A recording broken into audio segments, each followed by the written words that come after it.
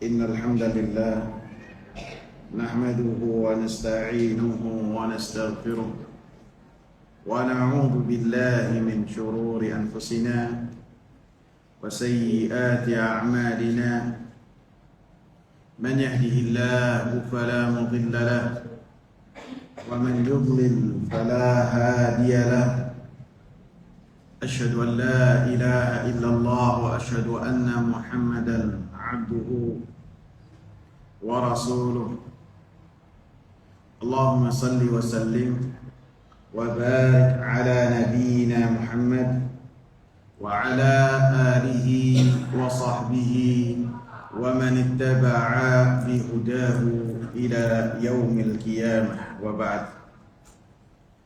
Jamaah sekalian yang saya hormati, kita sangatlah perlu dan penting sekali untuk kita mengenal Nabi Muhammad sallallahu alaihi wasallam, termasuk sifat yang sangat ditonjolkan pada diri Nabi sallallahu alaihi wasallam, bahwasanya Nabi sallallahu alaihi wasallam diutus oleh Allah Subhanahu wa taala sebagai rahmat yang Allah Subhanahu wa taala berikan kepada siapa? Kepada seluruh alam semesta ini. Bukan hanya kepada pengikut-pengikut Nabi, bukan hanya kepada keluarga terdekat, bukan, akan tetapi kepada seluruh jagat raya. Bahkan rahmat beliau meliputi kepada orang-orang kafir, kepada binatang, bahkan kepada para malaikat. Kita akan membahas tentang rahmat yang dibawa oleh Nabi sallallahu alaihi wasallam, atau kita katakan materi kita, Nabi Muhammad adalah Nabi Rahmat. Karena termasuk dari nama-nama Nabi Muhammad sallallahu alaihi wasallam, bahwasanya beliau mengatakan tentang dirinya, ana Nabiyyur Rahmah, bahwasanya Nabi Muhammad sallallahu alaihi wasallam adalah nabi yang penuh rahmat. Wa ma arsalnaka illa rahmatan lil alamin. Tidaklah kami utus engkau wahai Nabi Muhammad sallallahu alaihi wasallam kecuali sebagai rahmat untuk semesta alam.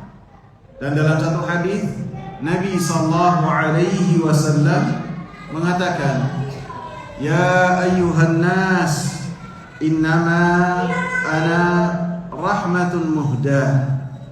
Wahai seluruh manusia, sesungguhnya saya ini adalah rahmat yang Allah Subhanahu wa taala berikan kepada kita. Kenapa kita membahas tentang hal ini? Supaya kita makin mencintai Nabi Muhammad sallallahu alaihi wasallam. Bagaimana kalau kita mau cinta apabila kita tidak mengenal Nabi Muhammad sallallahu alaihi wasallam?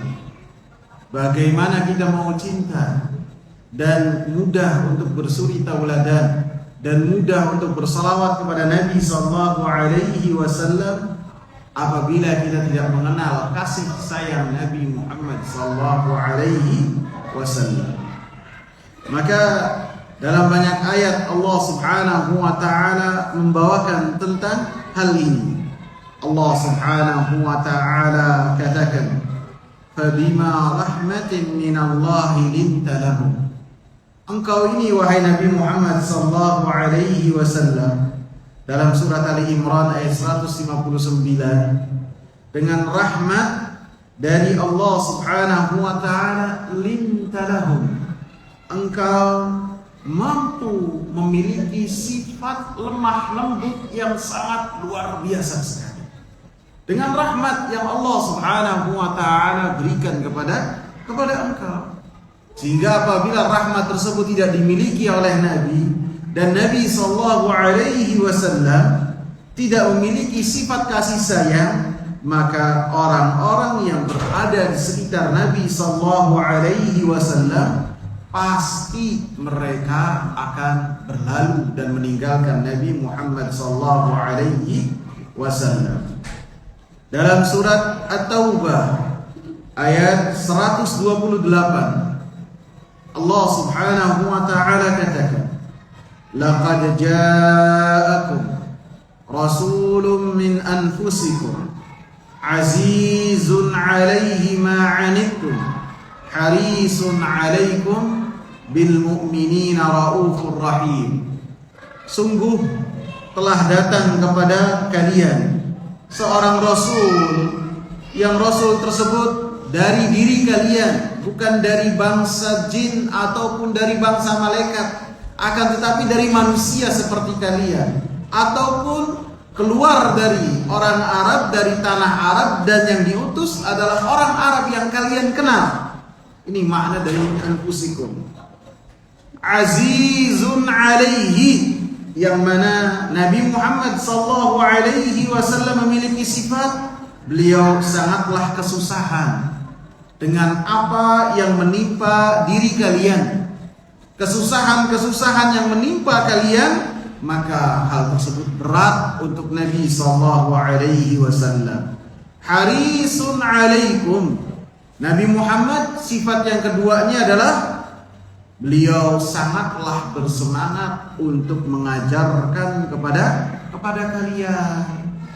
Bahkan di segala tempat, di segala momen, di segala kesempatan, Nabi sallallahu alaihi wasallam seringkali mengajarkan kepada para sahabat tentang agama Islam, tentang Allah, tentang bagaimana cara beribadah kepada Allah Subhanahu wa taala. Wabil mu'minina raufur rahim, dan dengan orang-orang yang beriman beliau memiliki kasih sayang yang luar biasa. Bahkan ketika berdakwah di jalan Allah Subhanahu wa taala, Nabi Muhammad sallallahu alaihi wasallam sangatlah susah hatinya ketika mendapati orang-orang yang mana beliau dakwai kemudian menolak dakwahnya Nabi sallallahu alaihi wasallam, maka beliau sangatlah susah dengan hal tersebut. Allah Subhanahu wa taala katakan dalam surat Al-Kahfi ayat yang ke-6, "Fala'allaka bakhi'un nafsaka 'ala atharihi." Maka bisa jadi engkau akan mencelakakan diri engkau wahai Nabi Muhammad. Engkau akan membinasakan diri engkau terhadap apa yang mereka lakukan. Apa yang mereka lakukan? Illam yu'minu bihadzal hadits. Ketika mereka tidak beriman dengan apa yang dibawa oleh Nabi sallallahu alaihi wasallam. Maka dari majelis ini kita akan membahas tentang kasih sayang Nabi sallallahu alaihi wasallam, dengan harapan kita bersuri tauladan dengan kasih sayang yang dimiliki oleh Nabi sallallahu alaihi wasallam. Kasih sayang yang pertama yang dimiliki oleh Nabi sallallahu alaihi wasallam adalah kasih sayang beliau terhadap seluruh orang yang ada di hadapan Nabi sallallahu alaihi wasallam. Tidak terkecuali siapa saja Nabi sallallahu alaihi wasallam akan menyayangi. Mau siapa saja yang ada di hadapan Nabi, maka Nabi sallallahu alaihi wasallam menyayangi. Dan inilah yang telah dikatakan oleh Rasulullah. Inilah yang pernah disabdakan oleh Rasulullah sallallahu alaihi wasallam.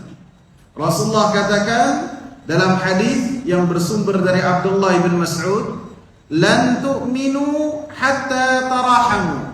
Kalian tidak akan beriman dengan keimanan yang sempurna kecuali apabila kalian saling menyayangi. Karena iman kita ini dengannya adalah bekal kita untuk masuk surga. Kata Rasulullah, kalian tidak akan masuk surga kecuali dengan kalian memiliki iman. Kita mau nggak masuk surga? Mau. Kita datang kemari dari rumah, menerobos panasnya sengatan matahari, bukan mau ngobrol, bukan mau mencari relasi, akan tapi mau apa? Masuk surga. Karena dari majelis ilmu inilah kita dibahas dan diajarkan bagaimana cara masuk surga. Maka di antara cara masuk surga yang diajarkan oleh Rasulullah apa? Beriman dengan keimanan yang diterima oleh Allah Subhanahu wa taala. Dan keimanan seseorang, kata Rasulullah sallallahu alaihi wasallam, tidaklah diterima oleh Allah dan tidak dikategorikan dengan keimanan yang benar sampai kalian saling menyayangi. Maka para sahabat radhiyallahu anhum berkata kepada Rasulullah, wahai Rasulullah, kulluna rahim, setiap dari kita saling menyayangi. Artinya seorang ayah menyayangi anaknya, seorang ibu menyayangi anaknya, seorang kakak menyayangi adiknya, seorang adik menyayangi kakaknya. Inilah yang dimaksud oleh para sahabat ridwanullahi alaihi. Semua dari kita saling menyayangi. Maka kata Rasulullah sallallahu alaihi wasallam, innahu laysa birahmati ahadikum sahibahu. Itu bukanlah yang dimaksud dalam hadis tersebut. Hadis ini walakinnaha rahmatul ammah. Akan tetapi yang dimaksud dengan rahmat yang dibawakan oleh Rasulullah sallallahu alaihi wasallam adalah rahmat yang sifatnya menyeluruh, yang ada pada diri seseorang. Ketika masyarakat yang beriman kepada Allah saling menyayangi di antara mereka, saling perhatian di antara mereka, tetangga menyayangi tetangganya, apabila ada yang lewat menyayangi orang yang lewat, selama itu adalah orang yang beriman. Kemudian di antara mereka saling memperhatikan, yang kaya memperhatikan yang miskin sayang kepada yang kaya, semuanya saling menyayangi. Maka apabila hal ini terbentuk persis seperti apa yang telah dikatakan oleh Rasulullah sallallahu alaihi wasallam, mathalul mu'minina fi tawaddihim wa tarahumihim wa ta'atufihim mathalul jasad.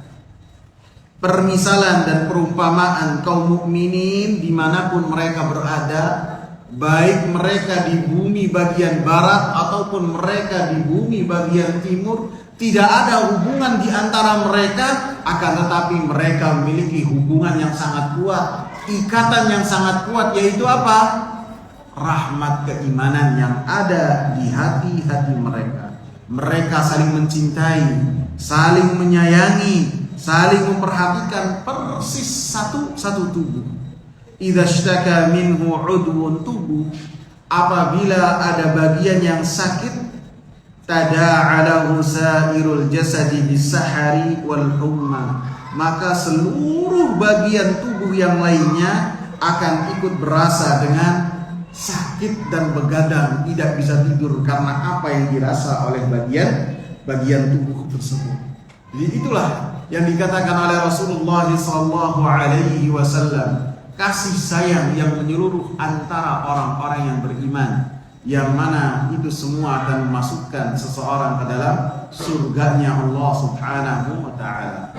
Akan tetapi bukan berarti ketika kasih sayang di antara keluarga, suami menyayangi istri, istri menyayangi suami, bukan sifatnya ibadah. Itu pun ibadah. Bahkan ketika seorang ibu menyayangi anaknya, maka apa yang ia tonjolkan berupa kasih sayang tersebut menjadi ibadah di sisi Allah Subhanahu wa taala. Aisyah radhiyallahu anha pernah menceritakan bahwasanya pernah singgah ke rumah Aisyah radhiyallahu anha satu ibu dengan membawa dua anak perempuan. Maka begitu singgah di rumah Aisyah, bertamu di rumah Aisyah radhiyallahu anha, maka Aisyah radhiyallahu anha menghidangkan apa yang dimiliki oleh beliau. Apa yang dimiliki? Kalau kita kan macam-macam kuenya ya. Kalau nggak ada yang di rumah, nggak ada yang bisa disuguhin, kadang kita bisa ordernya itu online, betul nggak? Mau martabak, mau risol, mau apa semua kita tinggal beli. Apalagi kalau sudah ada grup arisan, ada grup jualan biasanya. Benar nggak?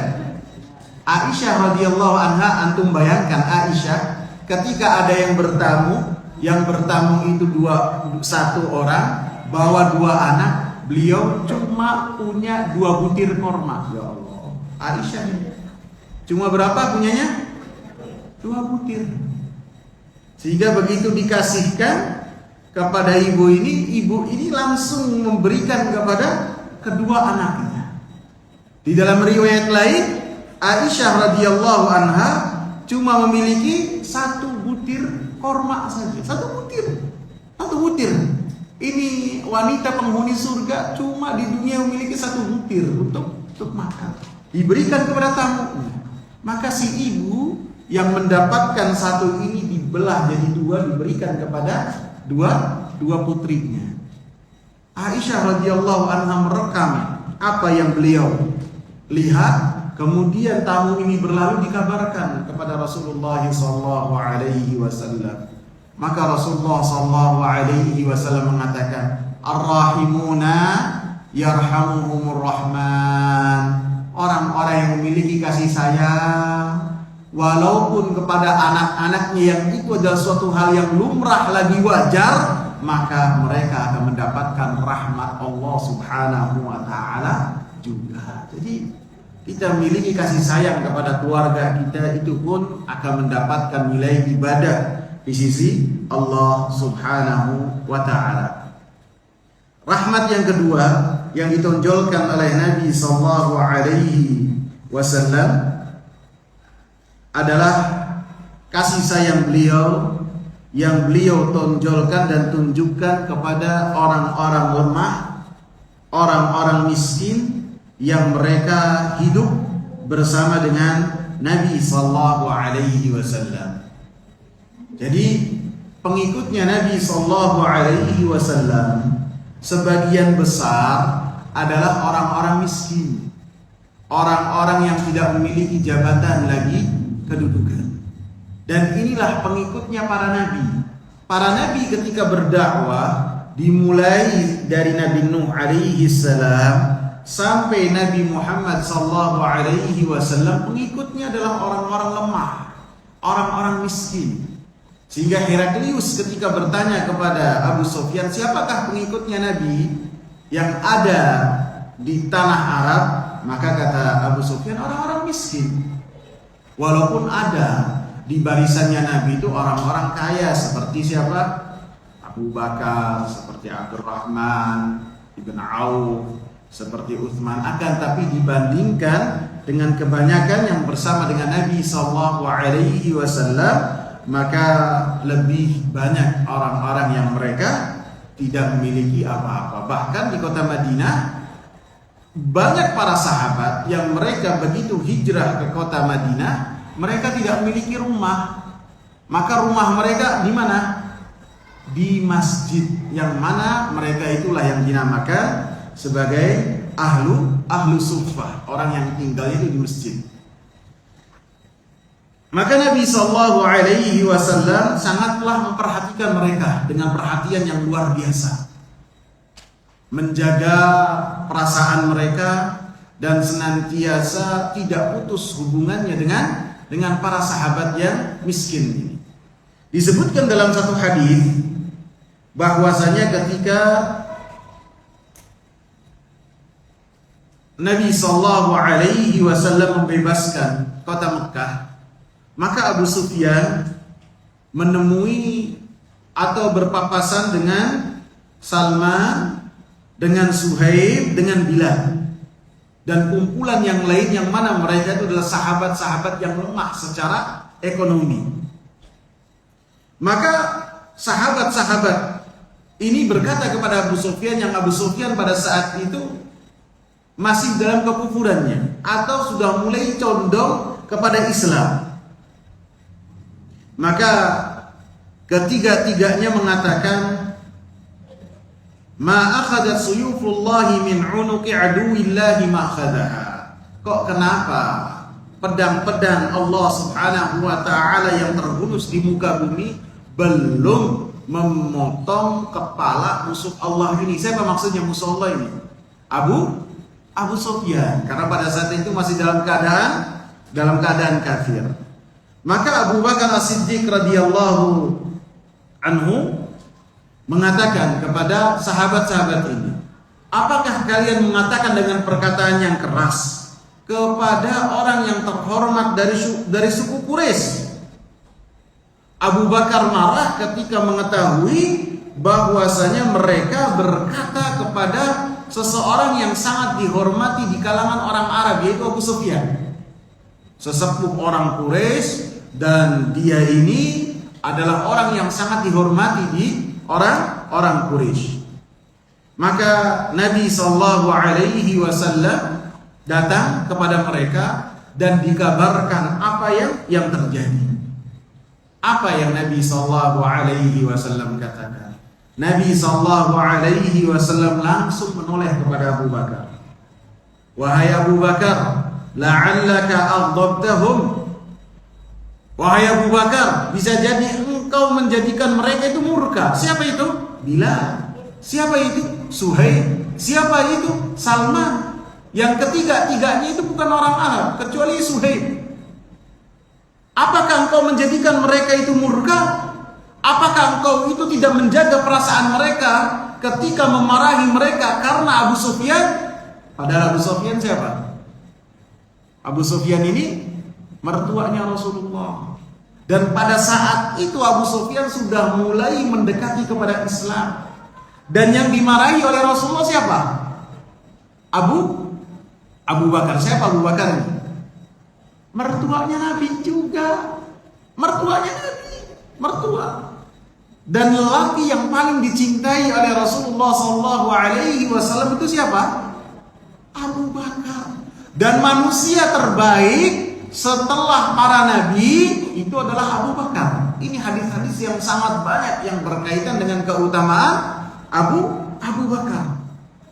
Akan tapi Nabi SAW mengajarkan kepada Abu Bakar dan kepada kita semua supaya menjaga perasaan orang-orang yang lemah di antara kita. Bisa jadi kita mendapatkan perlindungan dari Allah, mendapatkan kemudahan dalam perkara-perkara kita karena apa? Karena perhatian kita kepada orang-orang lemah di antara kita. Kemudian Rasulullah SAW mengatakan, la in kunta aghdabtahum laqad aghdabta rabbak. Wahai Abu Bakar, apabila engkau menjadikan ketiganya itu marah, engkau menjadikan mereka murka dengan perkataan-perkataan tersebut, maka pastilah Allah Subhanahu wa taala akan murka dengan apa yang telah engkau lakukan. Takut Abu Bakar, takut. Maka langsung Abu Bakar meminta halal kepada ketiganya. Kepada Salman, kepada Suhaib, kepada siapa? Kepada Bilal. Sahabat-sahabat yang besar ketiganya. Tapi apabila dibandingkan dengan Abu Bakar, maka kalah semua. Maka Abu Bakar radhiyallahu anhu mengatakan, wahai saudara-saudaraku, aghdabtukum, apakah saya ini telah menjadikan kalian murka, marah dengan perkataan-perkataan saya tadi? Maka ketiganya mengatakanlah, kamu tidak menjadikan kami marah. Yaghfirullahu laka ya akhi. Semudah-mudahan Allah Subhanahu wa taala menjadikan engkau ini mendapatkan maghfirah, ampunan. Jadi Nabi SAW senantiasa menjaga perasaan orang-orang yang ada di hadapan beliau, orang-orang yang hidup bersama dengan beliau, walaupun mereka adalah orang-orang fakir miskin. Bahkan Nabi SAW berupaya untuk membina para sahabat ridwanullahi alaihim, mengenalkan kepada mereka bahwasanya keutamaan seseorang di sisi Allah Subhanahu wa taala bukanlah dinilai dari hartanya. Awas. Bukanlah seseorang itu memiliki keutamaan di sisi Allah ketika memiliki jabatan ataupun memiliki penampilan yang wah. Rasulullah Shallallahu Alaihi Wasallam mengajarkan kepada para sahabatnya bahwasanya keutamaan yang paling penting itu ada di hati. Ketika hatinya berisi keimanan, ketakwaan, diiringi dengan amal saleh, akhlakul karimah, dan mati di atas itu semua, maka itu kebaikan. Selebihnya semuanya dalam ujian. Seseorang ketika kaya dalam keadaan diuji, dan orang yang dalam keadaan miskin pun diuji oleh Allah Subhanahu wa ta'ala. Maka Nabi Shallallahu Alaihi Wasallam senantiasa menanamkan hal tersebut kepada para sahabat. Seperti yang saya sebutkan dalam ayat surat At-Taubah, harisun alaikum. Sifatnya Nabi apa? Bersemangat untuk memberikan kebaikan kepada para sahabat. Sehingga disebutkan dalam Sahih Bukhari bersumber dari sahabat Sahal bin Sa'ad As-Sa'idi. Ketika Nabi Shallallahu Alaihi Wasallam bersama dengan para sahabatnya berkumpul, kemudian ada satu orang yang melewati mereka. Pada saat itu Nabi lagi duduk bersama dengan para sahabat-sahabatnya. Maka Nabi Shallallahu Alaihi Wasallam mengatakan kepada para sahabatnya, "Madza taqulu fi hadzal rajul?" Apa pendapat kalian terhadap orang yang tadi baru lewat tadi? Apa pendapat kalian? Apa penilaian kalian? Maka para sahabat langsung mengatakan, "Wahai Rasulullah, orang tadi itu adalah termasuk dari kalangan orang-orang mulia di kota Madinah." Ini bisa jadi ningrat kali. Ini bisa jadi darahnya bukan hanya biru, warna-warni. Min asyrafi ahli Madinah, dari orang-orang yang memiliki keturunan yang luar biasa dari kota Madinah. Hadza min ahsanihim hasaban wa nasaban. Orang ini secara garis keturunan luar biasa dan memiliki kedudukan yang luar biasa. Kemudian para sahabat pun mengatakan, dan orang ini hartanya banyak wahai Nabi. Hadza hariyun in khataba yukhtab. Orang ini sangatlah layak, lelaki ini sangatlah pantas. Apabila dia meminang, pinangannya diterima. Wa in takallam, apabila berbicara maka didengar. Wa in syafa'a yushfa', apabila dia itu melakukan satu perantara untuk orang lain, usaha dia diterima. Jadi barometer seseorang untuk ketika berbicara kemudian didengar pembicaraannya, dari dulu dilihat dari kedudukannya.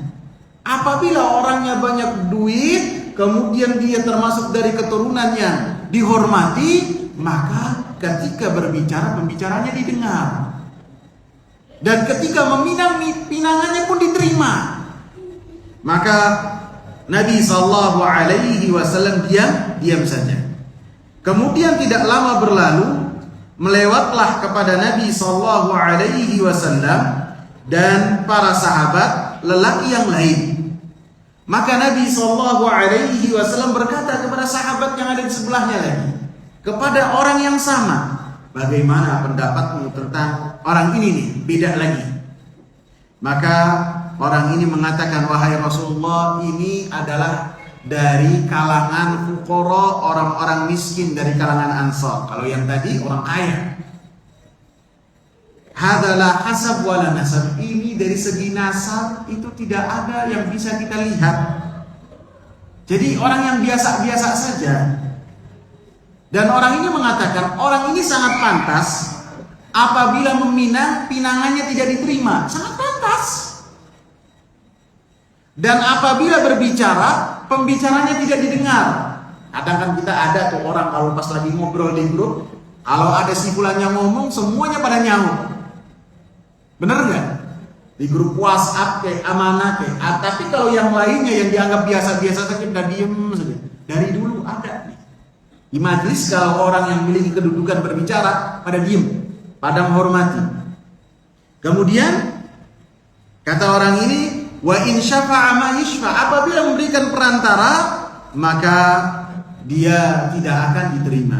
Maka Nabi SAW mengatakan, "Hadza khairun min mal'il ardi min mithli hadza." Orang yang kedua yang tadi engkau anggap remeh, itu di sisi Allah Subhanahu wa taala lebih baik dari orang yang pertama, berjarak antara langit dan bumi. Ini yang Nabi sallallahu alaihi wasallam tunjukkan kasih sayang Nabi sallallahu alaihi wasallam kepada para sahabatnya. Bahwasanya orang-orang yang lemah bukan berarti mereka itu tidak memiliki kedudukan di sisi Allah Subhanahu wa taala. Bisa jadi orang yang berjalan kaki itu lebih baik daripada orang yang naik kendaraan yang super mewah di sisi Allah Subhanahu wa taala. Sehingga dalam hadis lain Rasulullah sallallahu alaihi wasallam katakan, "Ala ukhbirukum bi ahlil jannah?" Maukah saya kabarkan kepada kalian siapa itu penghuni surga?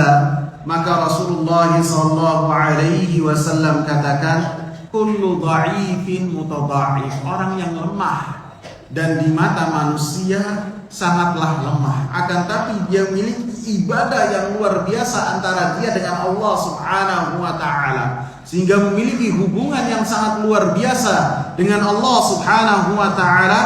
Lau aqsama 'ala Allah la abarra, sehingga apa yang dia ucapkan, apa yang dia sumpahkan atas nama Allah Subhanahu wa taala dikabul dan dipenuhi oleh Allah Subhanahu wa taala. Kemudian Rasulullah katakan, "Ala ukhbirukum bi ahlin nar?"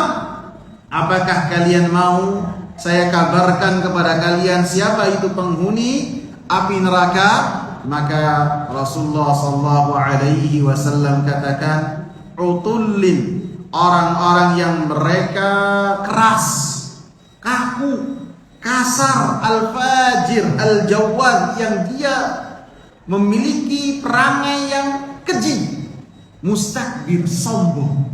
Jadi orang sombong, orang keras, orang yang tidak ada rahmatnya, maka Rasulullah sallallahu alaihi wasallam kabarkan bahwasanya mereka sangatlah dekat sekali dengan api neraka. Jadi Nabi sallallahu alaihi wasallam membina kepada para sahabat ridwanullahi alaihim bahwasanya janganlah manusia ataupun umatnya Nabi sallallahu alaihi wasallam silau dengan penampilan seseorang. Jangan kita menilai apa yang ada di hati seseorang dengan penampilan seseorang. Apabila penampilannya itu menjadikan manusia terkagum-kagum, kemudian kita katakan ini orang beruntung banget, ini orang lagi disayang sama Allah. Karena apa? Semua bisnisnya sukses, semua tokonya lancar, baik online ataupun offline. Pernah dengar gak kayak gitu? Bukan. Allah tidaklah menunjukkan kasih sayang kepada hamba-hambanya dengan harta, tidak. Apabila harta ini sebagai patokan untuk menunjukkan orang itu disayang oleh Allah, dirahmati oleh Allah, pastilah orang yang akan mendapatkan kasih sayang yang luar biasa adalah Fir'aun dan Namrud. Siapa Fir'aun? Raja. Siapa Namrud? Raja. Saking berkuasanya, saking mewahnya, kedua-duanya mengatakan, atau salah satu di antaranya mengatakan, saya adalah Tuhan kalian. Bukan. Akan tapi manusia yang paling baik, manusia yang paling sempurna, yang dia adalah rahmat Allah Subhanahu wa taala untuk semesta alam raya, yang Nabi sallallahu alaihi wasallam, beliau hidupnya sangat sederhana. Bahkan ketika rumahnya dikunjungi oleh seorang ibu yang bawa 2 anak, hidangannya apa? Korma 1 butir atau 2 butir. Ini bukan berarti ketika ada orang yang datang berkunjung kepada kita kasih 1 butir, bukan ya? Bukan artinya demikian. Artinya kehidupan Nabi sallallahu alaihi wasallam sangat sederhana. Bahkan menurut riwayat terkadang dapurnya tidak mengeluarkan asap selama 2 bulan dan 3 bulan purnama. Kemudian Nabi Shallallahu Alaihi Wasallam pun perhatiannya sangat besar dengan orang-orang yang lemah di antara Nabi Shallallahu Alaihi Wasallam yang hidup dengan Nabi Shallallahu Alaihi Wasallam. Nabi Shallallahu Alaihi Wasallam itu orangnya memperhatikan orang-orang yang sekitar. Kalau yang biasanya ketemu nggak ketemu dicari, ini sunnahnya Nabi. Jangan cuek. Nabi tidak pernah mengajarkan kita cuek. Orang yang biasa bertegur sapa kok 2 hari 3 hari nggak nongol, tanyain. Sekarang mudah aksesnya pakai apa? Pakai HP, pakai WhatsApp. Murah sekali. Ini sunnah. Nabi Shallallahu Alaihi Wasallam satu pagi merasa kehilangan seorang perempuan yang perempuan tersebut biasanya sebagai marbot masjid. Perempuan ini biasanya menyapu masjid. Kok di pagi hari Nabi begitu keluar dari rumah tidak mendapati perempuan ini. Jadi yang Nabi cari dan Nabi kehilangan itu bukanlah Abu Bakar, bukan Umar, bukan. Akan tetapi perempuan hitam budak belian yang dia biasanya menyapu masjid, akan tetapi dia beriman kepada Allah dan Rasulnya. Dan perempuan ini termasuk fuqara tentunya, tinggal di masjid. Maka Nabi Shallallahu Alaihi Wasallam menanyakan kepada para sahabat, kemana si fulana? Kemarin ada, kok sekarang tidak ada? Apa kata para sahabat? Kemarin meninggal ya Rasulullah sore. Tadi malam kita makamkan. Apa nih? Ala adantumuni? Kenapa kalian tidak mengabarkan kepada saya? Seakan-akan para sahabat itu jangan bikin susah pada Nabi Sallallahu Alaihi Wasallam. Nabi waktunya istirahat. Apalagi ini yang meninggal cuma tukang sapu yang ada di masjid. Nabi Sallallahu Alaihi Wasallam langsung menegur para sahabat. Ala adantumuni? Kenapa kalian tidak mengabarkan kepada saya? Sehingga saya ikut menyolatinya, saya ikut mengiringi jenazah tersebut sampai kepada pemakaman baqi. Maka Nabi Sallallahu Alaihi Wasallam langsung mengatakan kepada para sahabat ridwanullahi alaihim, dullani ala qabriha, kalian tunjukkanlah kepadaku di mana kuburannya. Maka ditunjukkan kepada Nabi Sallallahu Alaihi Wasallam kuburnya. Kemudian Nabi Sallallahu Alaihi Wasallam salat jenazah, kemudian pulang. Menunjukkan salat jenazah itu boleh di kuburan, boleh di pemakaman, selama jenazahnya sudah dimasukkan. Jenazah sudah dimasukkan ke tanah, pemakaman beres, boleh salat jenazah di masjid karena tidak ada di kuburan. Karena sholat jenazah tidak ada ruku dan tidak ada sujud, menghadap ke kiblat boleh. Karena Nabi Sallallahu Alaihi Wasallam malah melakukannya. Kemudian rahmat yang berikutnya yang ditonjolkan oleh Nabi Sallallahu Alaihi Wasallam, yaitu rahmat beliau kepada orang-orang yang bermaksiat kepada Allah Subhanahu wa ta'ala. Jadi orang-orang yang bermaksiat itu harusnya kita melihat mereka dengan kasih sayang. Kasihan mereka bermaksiat kepada Allah Subhanahu wa ta'ala. Kasihan mereka melakukan kemaksiatan. Jadi kepada pelakunya kita sayang, tapi kepada perbuatannya kita benci. Jadi dengan dua pandangan yang berbeda. Kepada semua kemaksiatan kita harus memiliki kasih sayang kepada orang-orang tersebut. Misalnya ibu-ibu yang sudah berkerudung dengan kerudung yang benar, pakai cadar misalnya, ketika melihat tetangganya ketika keluar dari rumah hanya memakai beberapa helai benang saja, maka harus mengasihani. Minimal doain deh, semoga Allah rahmati dia, Allah beri tunjuk dia, Bisa jadi apabila dia mengetahui setengah dari apa yang saya ketahui, kenikmatan yang ada di hati dan batin dari kita mengamalkan sunnah dan syariat itu, bisa jadi dia akan lebih baik daripada saya. Jadi kita harus melihat orang-orang yang bermaksiat itu bisa dengan mengingkari perbuatannya, akan tapi kepada pelakunya bisa kita menunjukkan kasih sayang. Nabi SAW disebutkan oleh sahabat yang mulia Khawwat bin Jubair ketika dia membicarakan tentang diri. Dia bercerita dengan cerita yang rada panjang. Disebutkan bahwasanya suatu ketika beliau ada satu tempat bersama dengan Nabi SAW. Kemudian ketika di perkemahan, dia keluar dari perkemahannya, dia mendapati ada beberapa perempuan yang lagi ngobrol. Kemudian dia masuk lagi ke perkemahan dia, kemudian dia pakai baju yang lebih menarik. Kemudian duduk di tempat yang perempuan itu ngobrol, kemudian membaur dengan perempuan tersebut ngobrol. Maka Nabi SAW keluar dari kemahnya, dan ketika Khawwat ini melihat Nabi SAW, beliau langsung sungkan, langsung takut kepada Nabi SAW.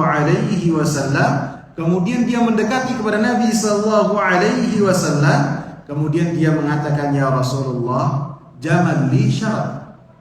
Wahai Rasulullah, saya kesini, saya bersama dengan perempuan-perempuan ini, saya lagi mencari ontak saya.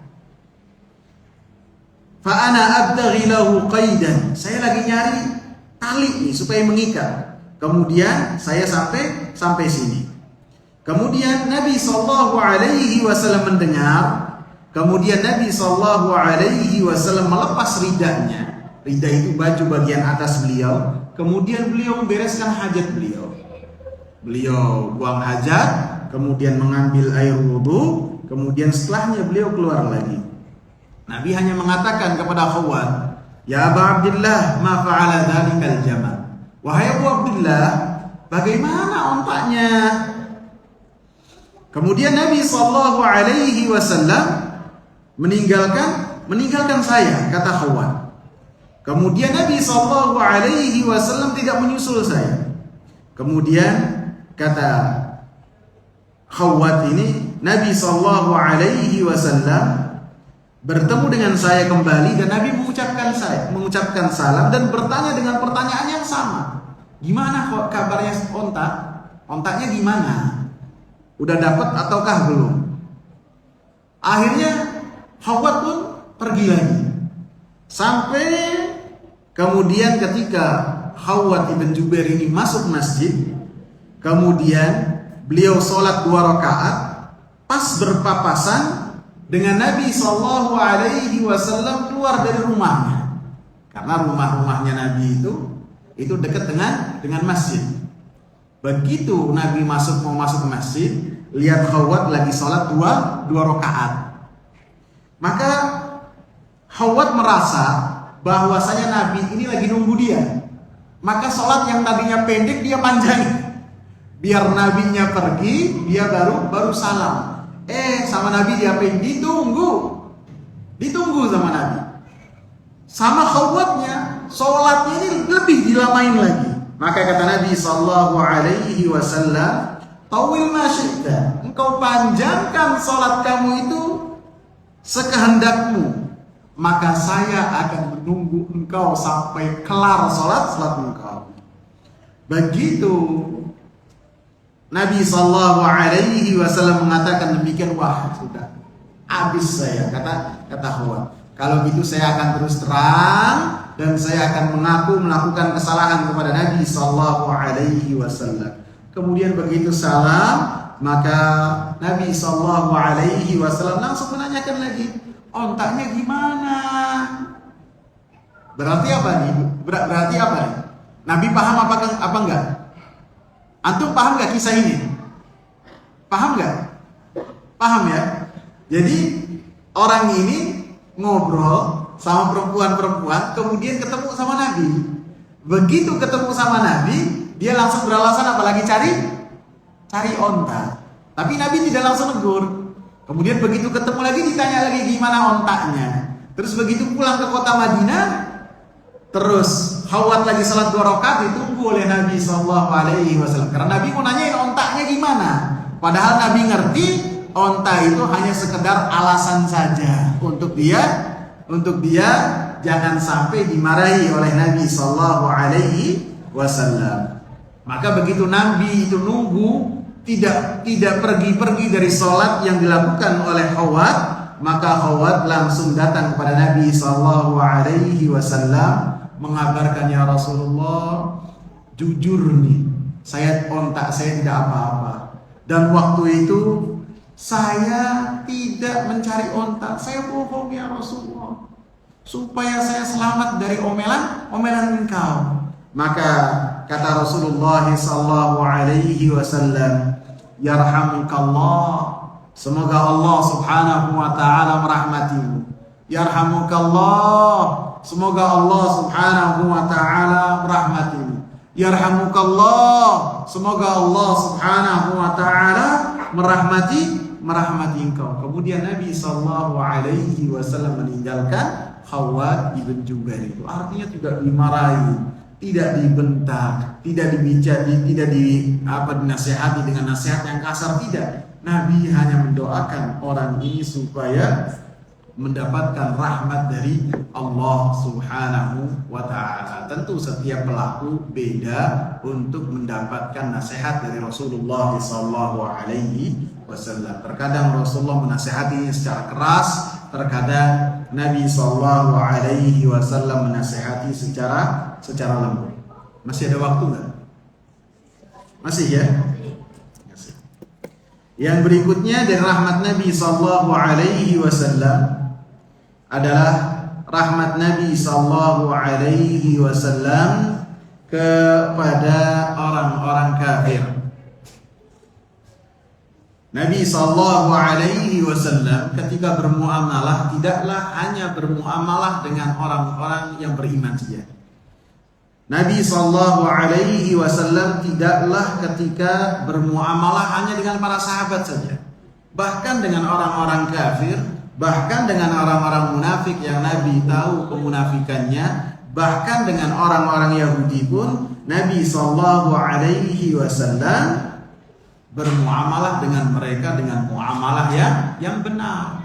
Karena kita diperintahkan oleh Allah untuk bermuamalah dengan orang-orang kafir dengan muamalah yang benar, yang jujur, selama mereka itu tidak memerangi kita. Apabila mereka memerangi kita, baru kita tidak bermuamalah dengan mereka. Akan tapi apabila mereka bukanlah termasuk dari orang-orang kafir harbi yang memerangi, ataupun hanya kafirnya itu menjadi tetangga kita, bahkan kita tidak terganggu dengan apa yang mereka lakukan, maka kita haruslah bermuamalah kepada mereka dengan muamalah yang baik. Banyak hadis atau contoh yang menunjukkan bahwasanya Nabi SAW bermuamalah dengan muamalah yang luar biasa dengan orang-orang kafir. Di antaranya adalah pemuda ataupun anak kecil yang biasa singgah di rumahnya Nabi SAW. Bahkan pemuda ini ataupun anak kecil ini berkhidmah kepada Nabi SAW, dan dia termasuk dari kalangan orang-orang Yahudi. Jadi di kota Madinah ada Yahudi yang mana mereka, anak kecil di antara mereka salah satunya datang ke rumahnya Nabi dan biasa bolak-balik ke rumahnya Nabi dan terbiasa untuk berkhidmah kepada Nabi SAW. Dan ketika si anak ini sakit, tidak datang. Dan seperti yang saya ucapkan sebelumnya, yang saya katakan, sunnah yang senantiasa dilakukan oleh Nabi, kalau ada yang biasanya orang itu kelihatan kemudian tidak kelihatan, diapain sama Nabi? Ditanya, si fulan kemana? Biasanya ada di sini kok tidak ada di sini. Ini yang ditanya oleh Nabi adalah seorang anak kecil yang kalau kita itu kalau berada di rumah ketika ada anak kecil yang main, kita kadang-kadang merasa susah, ini bikin ribut saja waktu tidur. Enggak, Nabi tidak begitu. Bahkan anak kecilnya adalah kecil Yahudi kafir. Ketika si anak ini yang tadinya biasanya datang ke rumah Nabi tidak datang, maka Nabi kehilangan. Maka Nabi SAW dikabarkan bahwasanya si anak itu lagi sakit, bahkan sakitnya dengan sakit yang sangat keras. Nabi SAW menengok si anak ini, menjenguk, menunjukkan boleh kita menjenguk orang kafir selama ada kemaslahatannya. Kalau menjenguk sesama orang yang beriman itu sunnah, termasuk hak muslim atas muslim yang lainnya. Akan tetapi menjenguk orang kafir, tetangga misalnya, apabila kita lihat ada kemaslahatannya, bisa jadi dia tertarik dengan agama Islam, maka boleh kita untuk menjenguk orang kafir seperti yang dilakukan oleh Nabi sallallahu alaihi wasallam. Maka Nabi sallallahu alaihi wasallam menunjukkan rasa kasih sayang beliau dengan apa? Dengan beliau duduk di dekat kepala si anak ini yang dalam kepayahan. Kemudian Nabi sallallahu alaihi wasallam berkata kepada si anak ini, yang mana anak ini sudah terkagum-kagum dengan akhlaknya Nabi, dengan perangainya Nabi. Aslim, ucapkanlah kalimat la ilaha illallah. Si anak yang mendengar perkataan Nabi langsung nengok ke bapaknya. Bapaknya gimana? Bapaknya langsung ngomong, ati Abul Qasim, kamu taat kepada Muhammad sallallahu alaihi wasallam. Maka si anak ini mengucapkan kalimat la ilaha illallah Muhammadur Rasulullah, beriman kepada Nabi sallallahu alaihi wasallam. Dan Nabi sallallahu alaihi wasallam setelah keluar dari ruangan yang di dalamnya ada si sakit ini, yang anak yang sakit, dan mengatakan segala puji milik Allah subhanahu wa ta'ala yang telah menyelamatkan anak tadi dari api neraka. Luar biasa kasih sayang Nabi ada kepada seorang anak kecil yang dia bukan orang Islam, bahkan dari kalangan Yahudi. Nabi tunjukkan rasa kasih sayang Nabi yang luar biasa. Dan di dalam hadis ini juga ditunjukkan bahwasanya sifat orang-orang Yahudi, mereka itu senantiasa memerintahkan kepada orang lain untuk melakukan kebaikan, akan tetapi kepada dirinya dia tidak melakukan kebaikan. Atamuruna an-nasa bil birri wa tansawna anfusakum. Seperti dalam hadis ini, si bapak memerintahkan anaknya supaya apa? Supaya apa? Masuk Islam. Akan tetapi bapaknya tidak masuk Islam. Jadi kalau orang tua menyuruh anaknya dengan kebaikan, kemudian orang tuanya tidak melakukan kebaikan tersebut, maka terjangkiti dengan penyakitnya orang Yahudi. Ini berlaku buat kita. Kalau kita memerintahkan anak kita, adik kita dengan kebaikan, tapi kitanya tidak peduli melanggar apa yang kita perintahkan, maka kita menyerupai sifat dari orang-orang Yahudi. Kemudian kasih sayang Nabi sallallahu alaihi wasallam pun sangatlah kelihatan sekali ketika beliau berdakwah di Taif. Ketika beliau berdakwah selama 9 hari bersama Zaid bin Harithah, kemudian diusir dengan cara yang luar biasa, sangat menghinakan Nabi sallallahu alaihi wasallam. Dan Nabi sallallahu alaihi wasallam tersakiti dengan hal tersebut. Kemudian Nabi keluar dari kota tersebut dalam keadaan terhina. Allah subhanahu wa ta'ala marah, memerintahkan malaikat Jibril dengan malaikat penjaga gunung Akhbasyain untuk menemui Nabi sallallahu alaihi wasallam. Kemudian malaikat gunung berkata kepada Nabi sallallahu alaihi wasallam, wahai Rasulullah, saya telah diperintahkan oleh Allah untuk tunduk dan patuh terhadap perintah engkau. Apa yang kau perintahkan saya taati. Apabila engkau menghendaki, saya akan lemparkan 2 gunung yang sangat besar Akhbasyain ke orang-orang yang telah mengusir engkau. Apa kata Nabi? Kalau model-model kita, ya habisin. Padahal kita dicolek sedikit maunya balasannya nampar. Nabi dihabisin kehormatannya, disambitin, sudah tidak apa, sudah tersakitin dengan sakit yang luar biasa. Apa Nabi sallallahu alaihi wasallam katakan? Bal arjullaha an yukhrija min aslabihi man ya'budullaha wa la yusyriku bihi syai'a. Saya berharap dari Allah Subhanahu wa taala supaya ada dari mereka itu orang-orang yang hanya beribadah kepada Allah, tidak melakukan kesyirikan kepada Allah Subhanahu wa taala. Dalam riwayat lain, Rasulullah sallallahu alaihi wasallam mengatakan, Allahumma hdi qaumi fa innahum la ya'lamun. Ya Allah, berilah hidayah mereka kaumku itu, karena mereka tidak mengetahui hakikat yang saya bawa. Jadi antum bayangkan, Nabi itu berdoa kepada orang-orang yang berbuat jelek kepada Nabi sallallahu alaihi wasallam dan memberikan uzur kenapa mereka melakukan perbuatan yang sangat kasar kepada Nabi. La ya'lamun, mereka tidak mengetahui. Wallahu taala alam. Saya takut kepanjangan kalau melanjutkan. Lebih-lebih saya datangnya terlambat ya. Mudah-mudahan bermanfaat, menjadikan kita lebih memperhatikan perkara kasih sayang, rahmat yang dibawa oleh Rasulullah sallallahu alaihi wasallam.